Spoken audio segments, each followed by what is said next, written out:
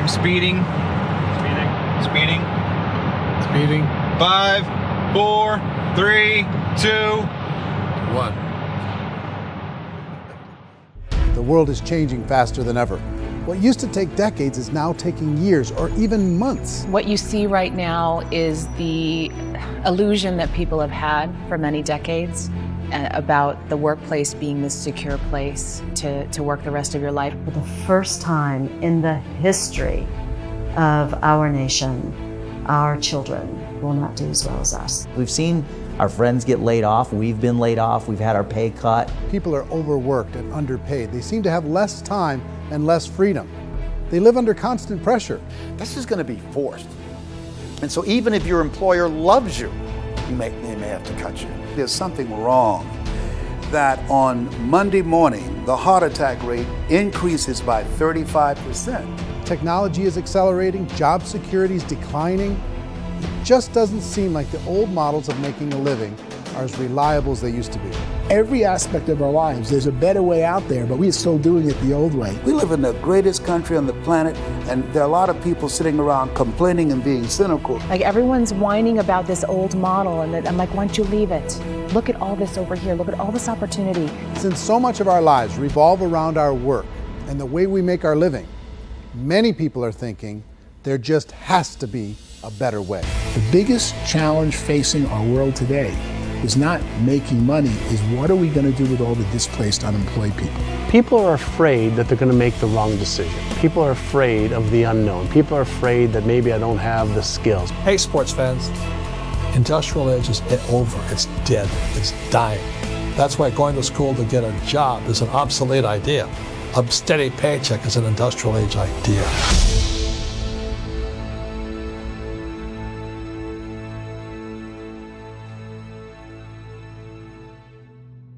It's the search for answers that has brought us here together today. My name is Eric Worre, and for almost 30 years I've been an entrepreneur, struggling at times, but ultimately succeeding. As a best-selling author, speaker, and business owner, I've spent my entire career helping millions of people around the world to become entrepreneurs. And I believe strongly that there is, in fact, a better way when it comes to how we make a living. The career landscape has changed dramatically, and many are still working in a model that is completely out of date. What worked for previous generations isn't working as well for people today. In this film, we're going to explore 3 important questions.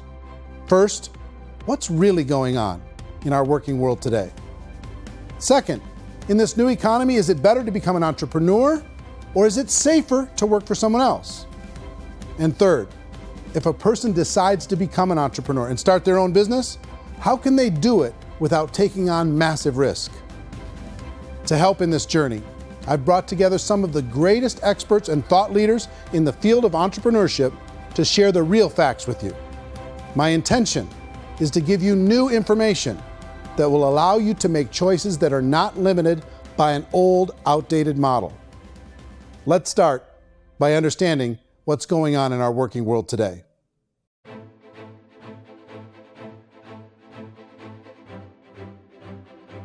Let's look at unemployment. 30-40% of the people are honestly not working, but would be working.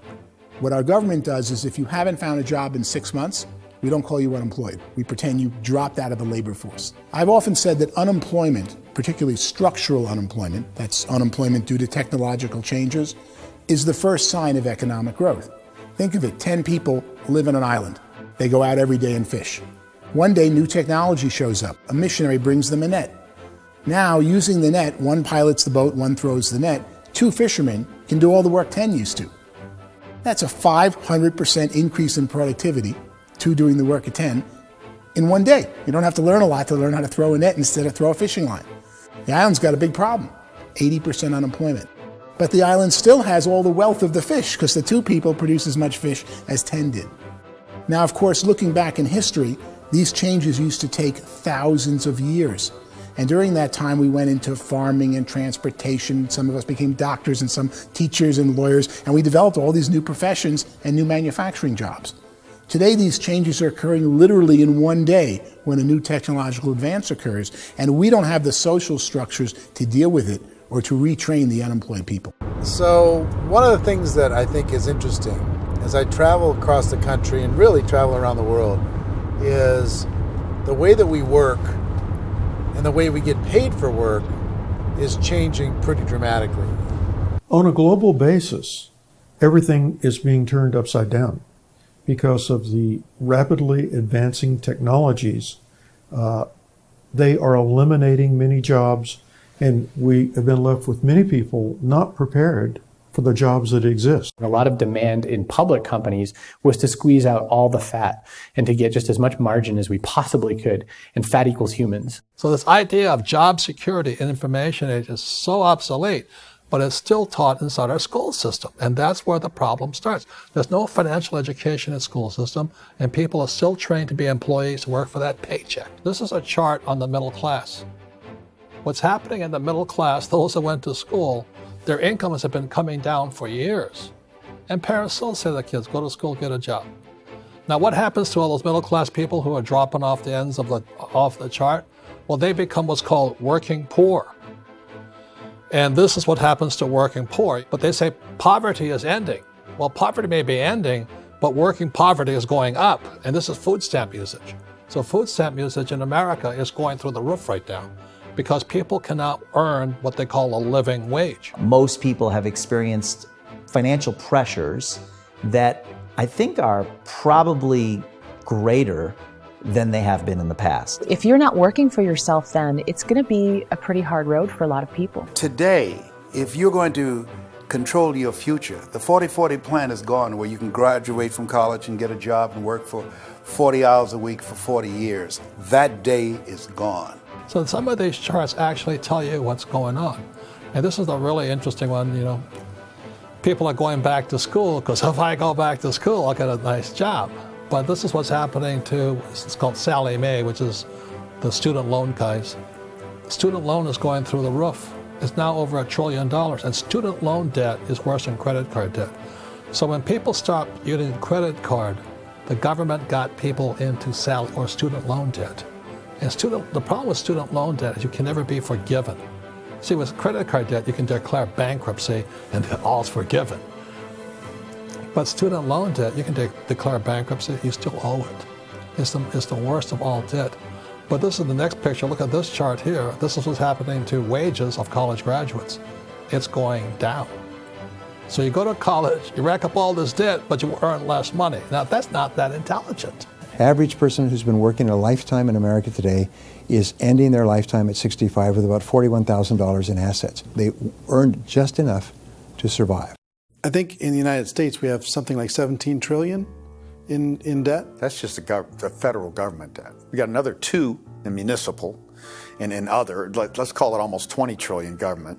We've got 40 trillion in private debt. That comes up to close to 60 trillion.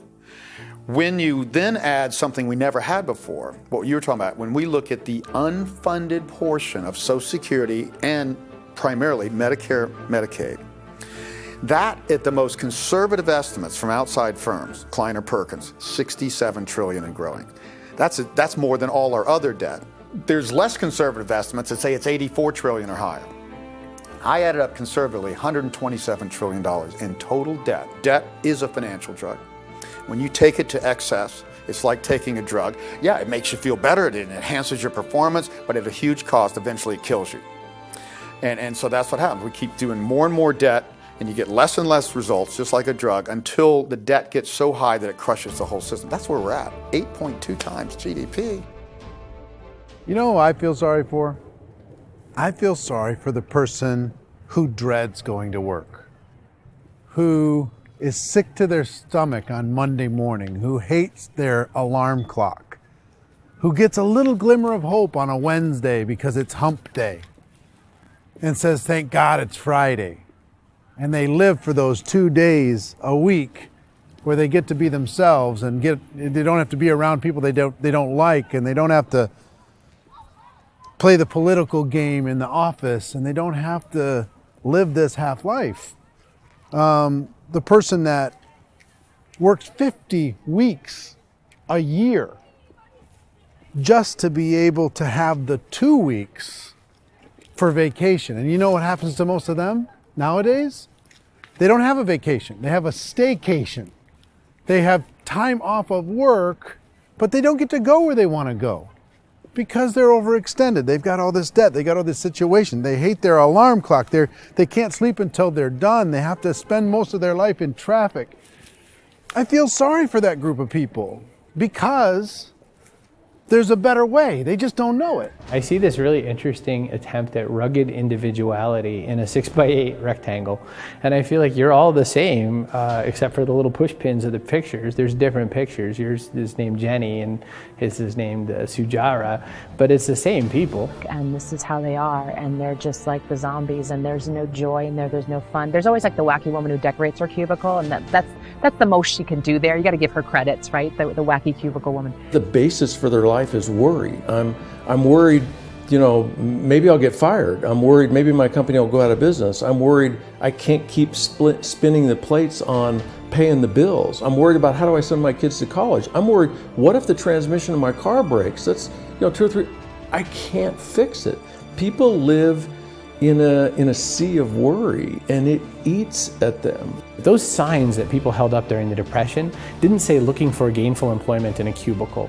It said looking for work. Work is what we're looking for. Job is just a unit of measurement. Work is what we're going after. It's time to look in the mirror and say, it's not the economy, it's my economy. It's my little world of where I am. I need to improve. I'm not going to wait for the economy to come back because, frankly, the economy is doing great in this country. So I'm here on Wall Street, the financial center of the universe, the financial capital of the world. This is where most people's money goes to at least be held for a time, right? With interest rates in banks being effectively zero, and many experts are predicting it's going to stay at zero for the next 10, 20, even 30 years, people feel like they don't have any choice but to put their future into equities, to put their future into the hands of other people on this stock market, and hope that the stock market goes up, hope that the stocks that their advisors pick or that they pick goes up. That's one way to go, I guess. It's my personal belief that if you put your future into the hands of yourself, in other words, you have earning power by yourself, I think you're a better investment than these guys. I think controlling your future is a better option than handing over your retirement to these guys. The average household income in the United States is approximately $50,000 a year, what they call the middle class. To reach the top 25% of income earners, you'd need to earn at least $90,000 a year. To reach the top 10% would be a household income of $140,000, the top 5%, $190,000, and to be in the top 1%, you'd need a combined household income of at least $380,000 a year. So here's the question. What do you think would give you the best chance to move up and get to the top 10%, the top 5%, the top 1% or beyond? In my opinion, and in the opinion of many, many experts, the answer is to become an entrepreneur, to become your own boss. I think you have to be a business owner. I can't, the only time I ever say to someone it'd be great to be an employee is when they've already told me they've surrendered. I only tell people who are wounded spiritually that they should be an employee. And it's that feeling that you get when you pick up the backpack off the little Cub Scout and say, "Don't worry, little guy, we'll get you back to the camp." It is in no way a kindness when I tell someone they'd be a great employee. The other status symbol really increasingly is lifestyle. I mean, people can own their own business, maybe even work out of their house. That, I tell you, people admire that. Like, gosh, I wish I could do that. The spirit of the entrepreneur is to be a risk taker and to be resourceful and unstoppable and to have a vision of yourself beyond where you are and not willing to settle for life as it is. Think about the great entrepreneurs. They're visionary. They have heart. They're willing to do today what others won't so they can do tomorrow what others can't. Personally, I don't think of the new economy, the old economy. I create my own economy. The entrepreneur's in control. I decide what the economy is going to be like. In the world of entrepreneurship, there are no limits. you can make as much as you want, depending on how much you want to work and how smart you are and how great a team you put together. There's no more lifetime rewarding business than being an entrepreneur. Why in America, where anyone could be anything, would people want to give up their freedom and become effectively a modern-day slave, told shut up and be here every morning at 7:30, leave at 5:30, and do what I tell you? If people decide to become an entrepreneur and work for themselves, they have some traditional options, but they're riskier than you might think. Any kind of a retail business, retail build-outs, is extremely expensive. Even just these small little yogurt stores where they're putting little yogurt machines and you get all the different flavors, you're spending $200,000, $300,000, $400,000 to open a yogurt shop. I would love to buy a Dunkin' Donuts, but it's $500,000 or so to start. I don't quite have that just in case money. Risk you can lose it all, and most guys do 2 or 3 times, and even big guys like Branson, because I'm such a fan of his, half his companies don't work. If you make $1 million, your problems are going to go. If you make $1 billion, your problem's really going to go. Just the opposite. You and I know when you're making $1 million, you get $1 million responsibilities. You make $1 billion, you got 1,000 times $1 million responsibilities. And most people say, I'd love to be my own boss. 70% of Americans would love to be their own boss, according to recent polls. But they don't know how to get there. Because what are you going to do? One, you could buy an existing business. If somebody's selling an existing business, you have to ask why. Usually because it's probably hard. It's probably not making as much money as they hope. 2, they could buy a franchise. A little less risk, proven system, but it's expensive to be able to do that. 3, they could start something from scratch. And that's where a lot of people feel like, I don't have the chops to do it. I don't have the money. I don't have the product idea. I don't have the expertise. I don't have whatever it's going to take to be able to get there, and I can't risk my family to do it. So 4th, they could become an investor.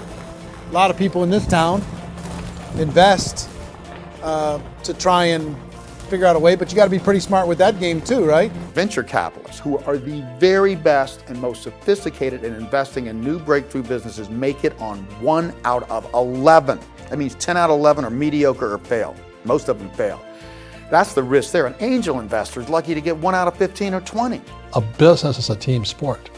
Like, I have to have accountants, I have to have engineers, I have to have systems designers, I have to have sales, marketing, I have to have accounting, I have to have mission statements, I have to have legal and all that. The average Joe Schmo, even me, I go out there, I don't have the skills to put a business together. I think the bottom line for the 4 traditional options is they take money, sometimes a lot of it. They take expertise, and they take time. All of that adds up to just too much risk for most people. I bought a business from somebody else and it was a lot of work. And you start wondering, what did I just buy? Because I guess ultimately I own your email list and I just overpaid for it. People that start their own business, they spend a lot of money, they spend a lot of time, a lot of effort to get things started. And the more you invest on the upfront, the harder you typically work at it. I can tell you what the success rate is of a restaurant. What is it? They're crazy enough. About 90% of them fail. About 90%, in how quickly? Year less. Wow. And if we're talking non-franchise, we're talking franchise, Sure. That's totally different. Yeah. But our students aren't getting franchise restaurants. You got to invest big money. Exactly. And with someone like McDonald's, you've had to work with the company for a long period of time, really know the Even have a inside chance at investing $1 million. have a chance, and it's a slim chance. What if there was a way that you had all the proven aspects, the comfort aspects, and you could still control your own life? What if there was both? In other words, you didn't have to create everything from scratch. You didn't have to be a super leader.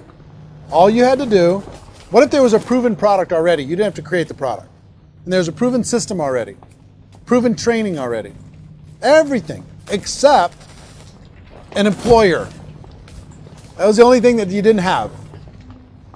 Do you think more people would be open to working for themselves in that environment?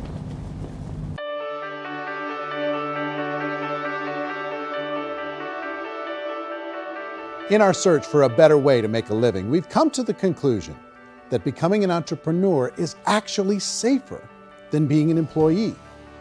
And through our look at the entrepreneurial options, one particular path kept coming up from expert after expert. And I think most people will find it surprising because it's certainly a non-traditional business model.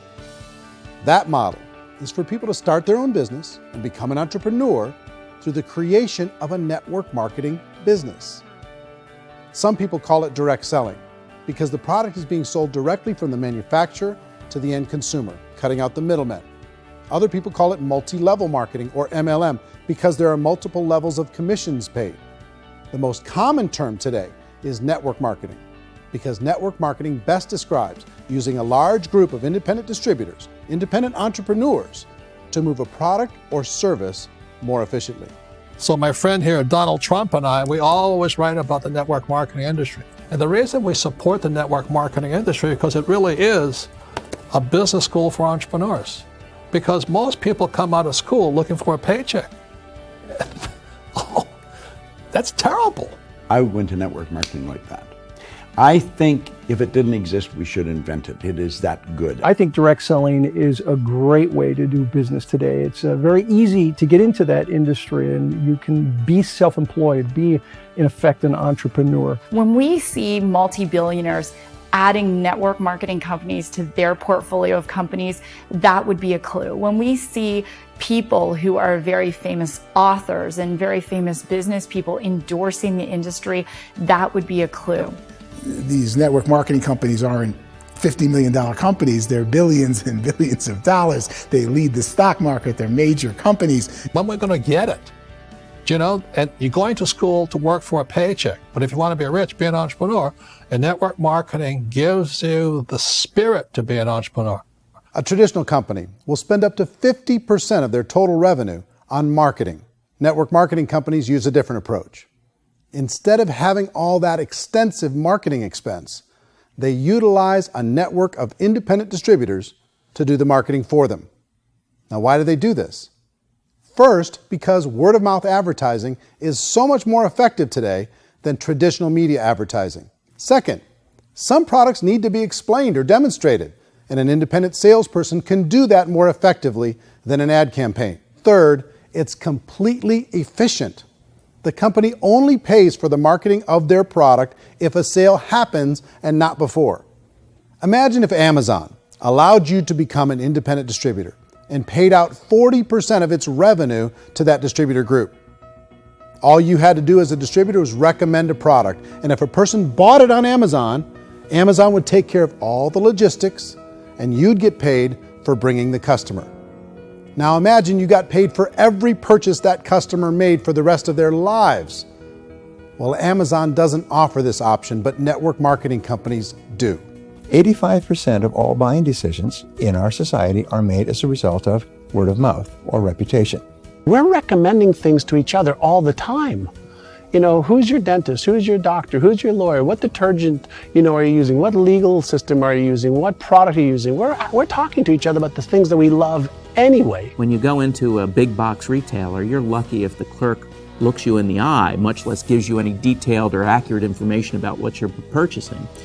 So of course, this personal information, this education coming from a friend, a neighbor, a relative, or even a stranger, but one who has experience with the product is extraordinarily valuable. As a matter of fact, network marketing can educate consumers probably better than any other form of marketing. It certainly can do better than advertising, because advertising usually has a certain hype to it, and you can only get limited information. So, network marketing trumps advertising. If you were a typical sales company and you wanted to sell $1 million a month worth of product, you might go find 100 superstar salespeople. The quota would be $10,000 a month. So network marketing as a distribution system just flips the numbers. So we use 10,000 happy, raving fans of a particular product, and we don't concern ourselves so much with how much product each one of them individually sells. If they sell just $100 or $200 a month, and there's 10,000 of them, you're selling $1 million to $2 million a month worth of product. And that's the best way I can explain how network marketing works. This is the marketing arm of the company. There's not money being wasted on bricks and mortar. There's not money being wasted on inventory that's sitting stagnant somewhere. There's not of employees standing around that don't have customers.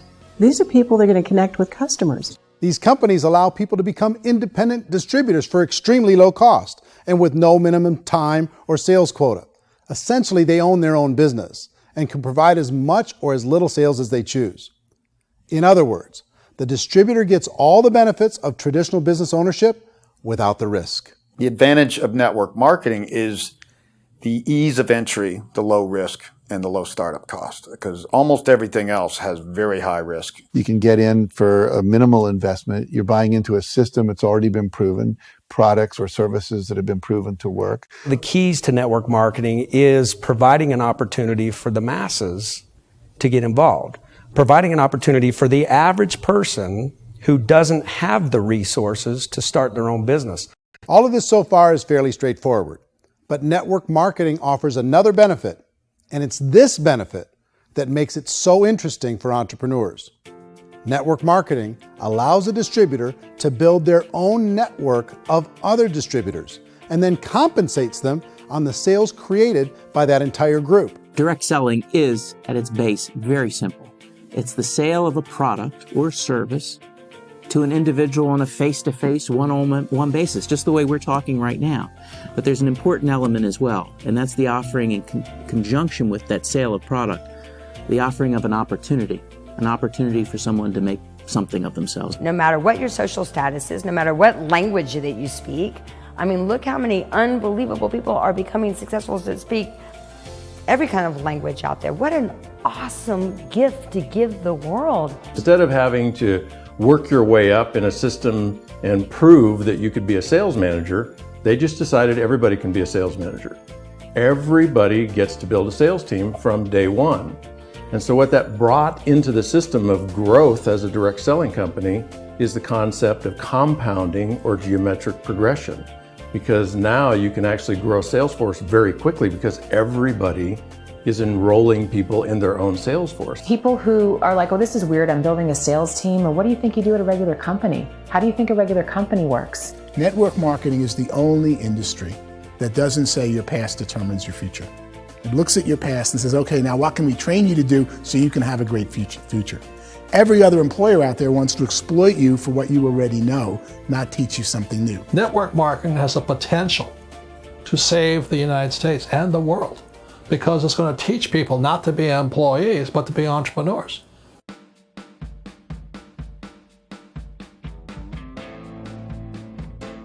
According to the Direct Selling Association, if you add up all the network marketing companies around the world, they combine to do over $178 billion a year in retail sales. To give you an idea of how big that really is, the NFL, the National Football League, does approximately $9 billion a year. The music industry does a little more than $16 billion a year, and the movie industry does about $80 billion a year. Using a conservative average, network marketing companies pay their distributors about 40% of that $178 billion in the form of commissions, which adds up to more than $71 billion a year. That's almost $6 billion a month. It's almost $200 million in commissions every single day. So it's certainly working, and people are making serious money in network marketing. With the growth of the direct selling industry over the last 10, 15, 20 years, we've seen a broader understanding of the channel. We have seen more and more people getting involved in the business, so our penetration in the marketplace has increased, and thus the understanding in the marketplace of who we are has increased. And we've seen non-direct selling companies look at the direct selling model and say, something's going on there. People are making money, companies are being profitable, individuals are being motivated, product is being delivered to market. Maybe we should explore this. Some people think only the people at the top make money. Well, let's take a look at that as well. In the network marketing profession, there are roughly 500 people in the world who earn over $1 million a year. If you round that number up to $2 million a year, that adds up to about $1 billion a year. That takes the $71 billion paid out each year down to $70 billion. So where does the rest of the money go? The vast majority goes to part-time people making anywhere from a few $100s a month to many thousands of dollars a month.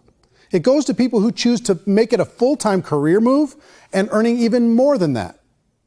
Every day, people are using the money they earn through network marketing to pay off debt, have more fun, and improve the quality of their lives. Everyone I know in network marketing has been doing that since the 50s.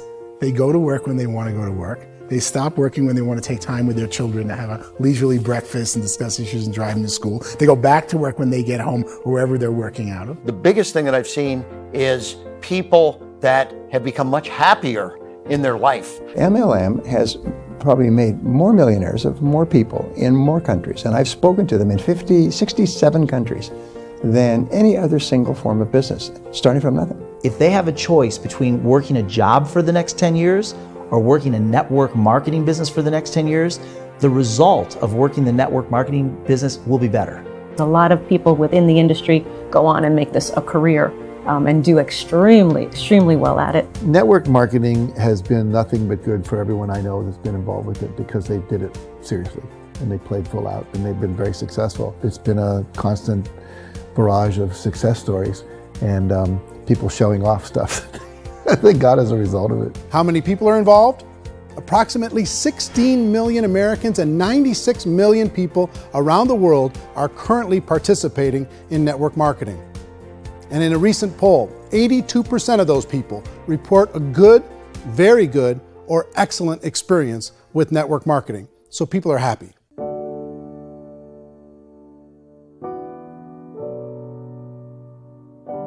So I've taken a look at the network marketing profession and really tried to understand why so many people are confused as to the validity of this as a business. One is this pyramid shape. People get really messed up with this pyramid. Oh, it's one of those pyramid things. So I just think there are a lot of haters out there who really don't understand the industry and say, oh, it's a get-rich-quick scheme. It's a pyramid. Well, corporate America is a pyramid scheme. You know what I mean? It goes like this. You have thousands of MBAs, let's say working for Ford or General Motors or Coca-Cola. If all these MBAs are all trying to get to here, that's a pyramid. Only one guy's going to make it. Every 10 years, one's going to make it. Whereas you look at network marketing, it's like this. So you're here, and your job is to develop other CEOs coming up behind you. So it's an inverse pyramid. In network marketing, it's a very simple concept. If you sell product, you get paid. It is paid based on production. There is no first mover's advantage. There is no investment component where the more somebody spends, the more they're entitled to make. So the two are polar opposites of each other. It doesn't matter what shape the company is or the compensation plan is shaped, whether it's a circle or a pyramid or a triangle or a trapezoid, it doesn't matter. If compensation is coming primarily from recruitment, then you've got a problem. On the other hand, if an operation is basing their compensation to participants on the basis of sales, even when those sales are generated by people you've recruited, well, then you're a perfectly legitimate enterprise. That's the legal test, it's the practical test. Another issue that's been true in the past that is no longer true now is people used to be in network marketing loaded up with products that they couldn't sell and they ended up a loser. They ended up with a bunch of product in their garage, they ended up with a bunch of products sitting in their kitchen shelves or whatever, and they thought they could sell it and then they weren't willing to or able to sell it and they ended up with a bunch of stuff and they were bitter about it. There was this thing called front loading where you had to buy if you bought $25,000 worth of product, you got better commissions and all this. Today, it's almost all done by computer. It's direct mail comes from a warehouse somewhere else. You don't have to have all this inventory. You don't have to stock up. It's a paperless world now. Most of it's done online. You have a back office.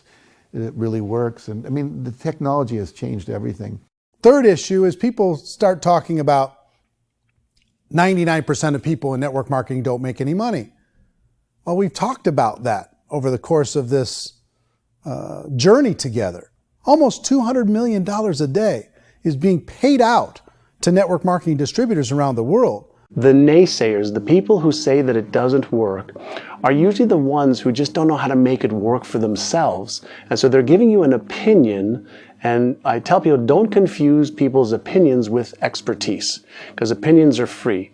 And don't confuse sincerity with the truth, because people could be sincerely wrong. Now, a smaller percentage of those people decide to go build a business. They earn $300 a month, $500 a month, $1,000, $2,000. That's the bulk of earnings in network marketing. And then there's the few that really decide to take it serious, really decide to build a large network, really work to make that network very, very productive. And those people make huge amounts of money and there's no cap. One thing that I think is real when it comes to people's perceptions about network marketing is people put this, and distributors, I think, involved in network marketing have some responsibility for this. They have sometimes unrealistic claims about the product or about the income. Most people who become distributors, they want the money, they want to be successful, but they don't have the skills. They don't know what to do. And when people don't know what to do and they're in a new business, they're scared. And when they're scared, they panic and desperation kind of sets in. So they think everyone they talk to has to get in.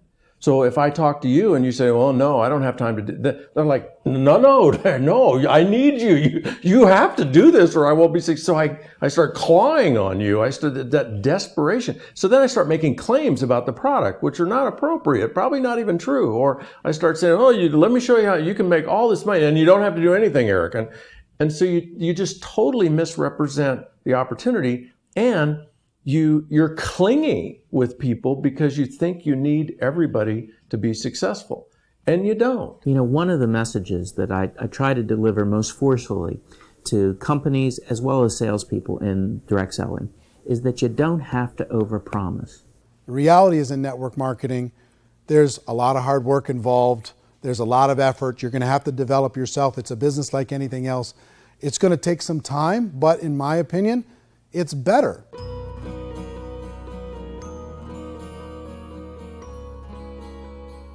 It's light years better for people starting today than it was even 5 years ago. I think it's more widely accepted now, and people understand it is a business. It is being an entrepreneur. It is being a business owner. Our belief system is based upon our evaluation of something. And frequently, if we reevaluate a situation, our belief about that situation will change. The industry has changed and it's grown up. It's totally transformed. You've got young people today that have grown up with social media, and they understand networks. They understand how people are connected through technology, and they understand how money flows through those networks. So when they see network marketing, they don't see it the way their parents saw it. And we've all learned, the larger industry that you represent, has all learned from those mistakes and flaws and errors that have happened early on. Early algorithms didn't work the right way. That's all fixed. It's like when they design a computer program, they design the program, then they run it, and then they go back through and they debug it.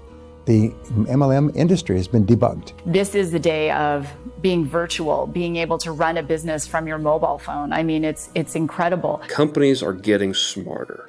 They're implementing more consumer protections. They're implementing more compliance training. They're doing more with respect to product research.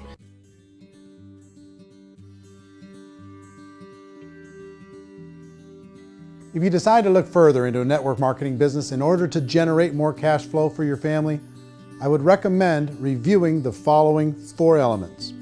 First is the product or service. If you can answer the questions on the product to your satisfaction, the next element to consider is the company itself. Is it well run? Do you believe in the founders or the management team? Do you feel they have what it takes to go all the way? See, it doesn't matter how good the product is if the management can't take care of the company. Good management can change with the times. They can handle adversity. They can make good decisions. Make sure you choose a company that can serve you for a long time. The third element to consider is the compensation plan. And with that, there are 3 important things to look at. First, a brand new person needs to be able to generate some money fairly quickly. It may be an obvious reason, but you can probably imagine the ripple effect of a distributor getting involved and having even a small victory fast. That can only help with the overall success of the organization. Second, a person should be able to develop a moderate part-time income in a reasonable period of time. As they develop their network and as their sales grow, they should be able to enjoy more benefits. And third, for the people who are really serious, for those who decide to really go pro in the network marketing profession, there should be the possibility to make a serious full-time income if they work hard and are committed to developing their skills. If you're comfortable with the product, the company, and the compensation plan, the last thing you should look at is the support that will be made available to you. Does the company have a website? Does it have a solid online reporting tool? Do they have comprehensive training available? Do they host events to help you build your business? If you decide to do this, what kind of a support system can you plug into? Choosing a network marketing company is a personal decision. But evaluating the 4 elements of product, company, compensation plan, and support is a great place to start. Is the company promising that you're going to get rich quick or that you can make a lot of money without a lot of effort? That's a red flag. If you're hearing that, take a second or even a third look. Get to know the business, have some success, and see where the opportunities might take you to move up in the organization. You want to find out how concerned are they about my education, my training, and my development? Is there a space for me to grow? Most important question. Learn everything that you can about the industry and work that system. You have to be very passionate about whatever that company is doing. I would get involved. You can always test drive anything, and then lean into it a bit. If it feels good, then lean into it a lot. Behind me is the Lincoln Memorial. And this is a place where Martin Luther King Jr. had his famous I Have a Dream speech. And at that speech, he talked about his dream for equality for everyone around the world. And that's a noble dream. But I think more people need to remember what it was like when they were kids and the dream was still alive in them. Before it got beaten out of them by reality, by this paycheck, by these responsibilities, and by having to live for this job to pay the bills. I think people need to remember that, go back to that. Once they know that there's a better way, I think their future is going to be much brighter. They can live a better life.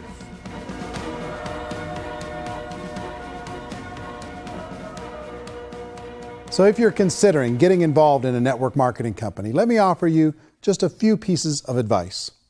First, network marketing isn't perfect. It's emotional, it's challenging. Like any entrepreneurial venture, it can have its up days and its down days. But if you have an entrepreneurial bone in your body, it's just better. Second, if you're gonna do it, decide to be professional. Decide to go pro. It's better to do that than just be this amateur sticking your toe in the water. Third, as any professional, you're going to have to learn some new skills. And I promise you, inside of the network marketing profession, they're not too difficult to learn. Fourth, like anything worthwhile, it's going to take some time. Don't expect that you're going to get to the finish line right out of the gate. And fifth, it's worth it. It's worth it to be able to take charge of your life again. It's worth it to be able to control your own financial situation. It's worth it for the people you're going to be able to spend time with. It's worth it for the things you're going to be able to see and the experiences you're going to be able to experience. It's worth it for the causes you're going to be able to contribute to, the lives you're going to be able to touch, the customers you're going to be able to help, the friendships you're going to be able to develop. I promise you, it's worth it. Remember, most people are searching for answers just like you are. But I do have to tell you the catch to network marketing. If there is a catch, if you want to understand this from an emotional point of view, people say, well, it sounds too good to be true. It's not, it's hard work. But here's the catch. Most people still don't understand it. So you're going to have to endure the loss of social esteem from ignorant people. The uneducated will think less of you. Now, if you can handle that, you're on your way. If that's going to destroy you, you know what? Entrepreneurship in general probably isn't in your future. If you can face that catch, you can become unstoppable. I want everyone to really contemplate this if they're not in network marketing. You're in a job, you probably have a mortgage, you have rent, you have debt, whatever's going on. You're in a prison. You work just hard enough to keep them from firing you, and they pay you just enough to keep you from quitting. Come on! I've been there, done that, and bought that t-shirt. In network marketing, if you run into failure, it's really just a homework lesson for yourself. There's no one to blame. You really have no excuse not to be successful. You just don't. People don't want to hear that, but there's so much available to you. If you want to be a good network marketer, be a student to the people above you, be a fellow traveler to the people on the same level, and be a teacher to those below, and know when it's appropriate to do which. People who are not afraid of asking people to buy things, or not afraid of persuading people with a chance they may say no, these people own the future. Nothing happens until something moves. So you got to go move, you got to go do something, or nothing's going to change in your life. In the beginning, you're going to do a lot of things that you don't get paid for. But as you go down the road, you get paid for a lot of things that you don't do. And your job is rehabilitate the spirit, the entrepreneur spirit in all of us. You know, get it back. Either give it a strong yes or a strong no, but no wishy-washy, dilly-dally stuff in the middle. There's dreams and there are nightmares, but I believe that the biggest nightmare of all is when you don't pursue your dream. You're going to see some monumental growth in this profession. It's an exciting, exciting time to be involved with the network marketing profession. The next 10 years, I see just exponential growth. When that tipping point comes, it's not a matter of asking somebody, have you ever heard about network marketing? You're really asking them, which company are you building your wealth in? We are here to fix the world, to improve relationships with other people, to improve other lives. And the real reward comes as an entrepreneur in any level from teaching somebody something and watching them soar. There is no greater reward.